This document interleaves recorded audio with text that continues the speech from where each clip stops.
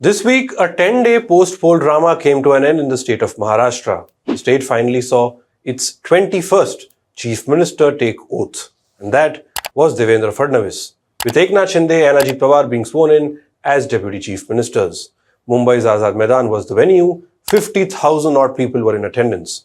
More than 2,000 VIPs were there from PM Narendra Modi, Home Minister Amit Shah, Union Minister Nitin Gadkari, UP Chief Minister Yogi Adityanath, to industrialists like Mukesh Ambani and Anil Ambani, actors Salman Khan, Shah Rukh Khan, Sanjay Dutt, all were present. What was effectively just a 10-minute solemn swearing-in ceremony became a grand show of strength with a lot of pomp and show on display. So politically, what lies ahead for the BJP and the opposition as we head into 2025, where the first big electoral test will be in the national capital of Delhi? Hello and welcome to Simply Put. I am Shubham Chohan. Let's get started.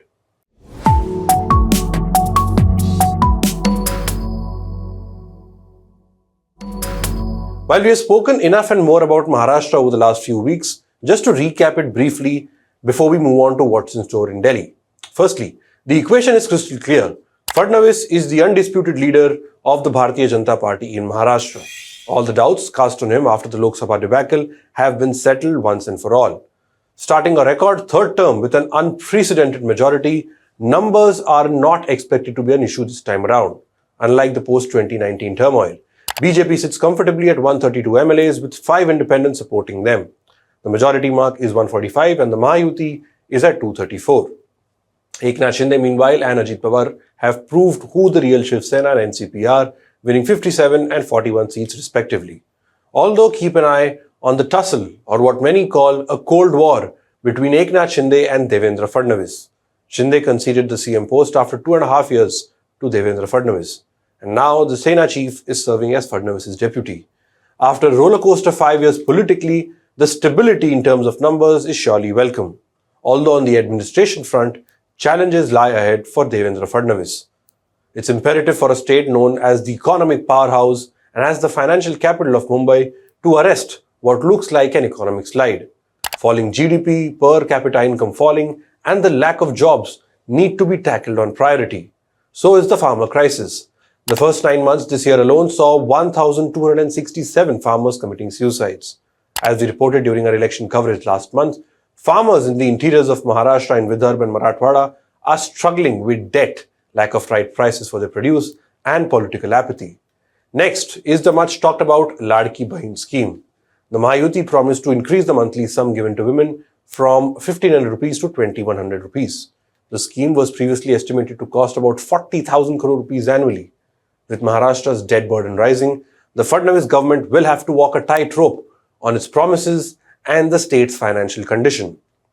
From there, let's come to the next electoral battle. That is Delhi, the national capital. It's not a full state, but a union territory, and it also has an assembly.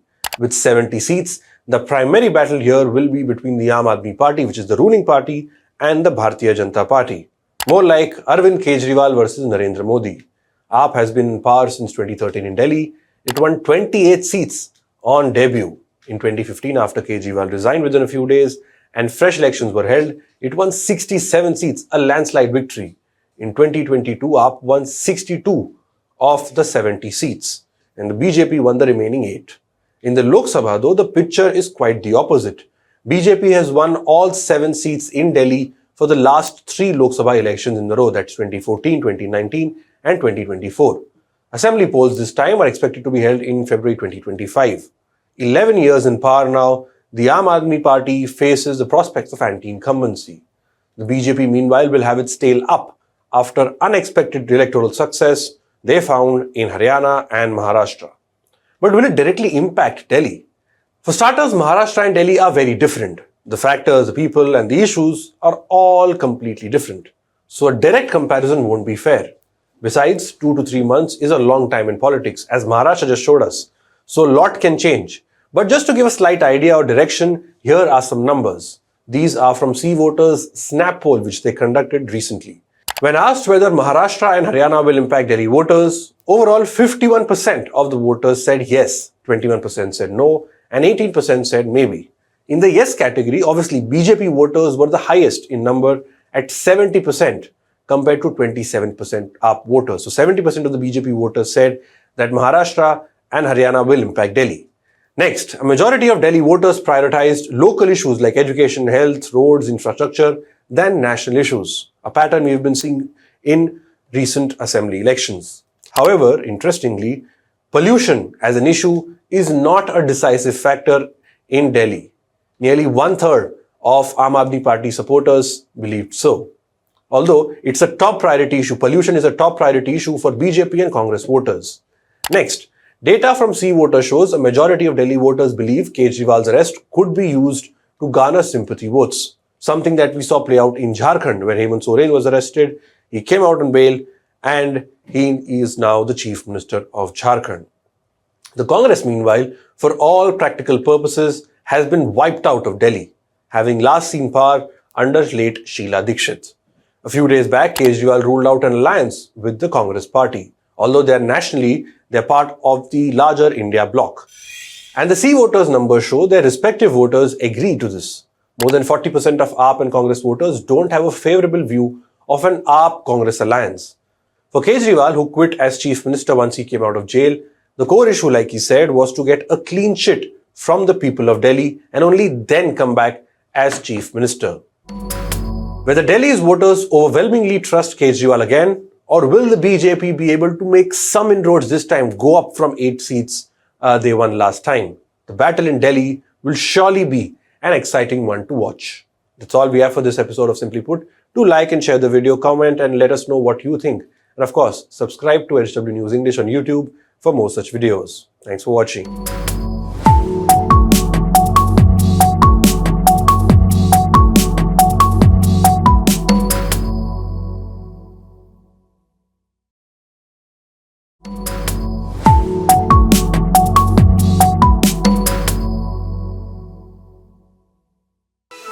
Stay ahead with our cutting-edge news app.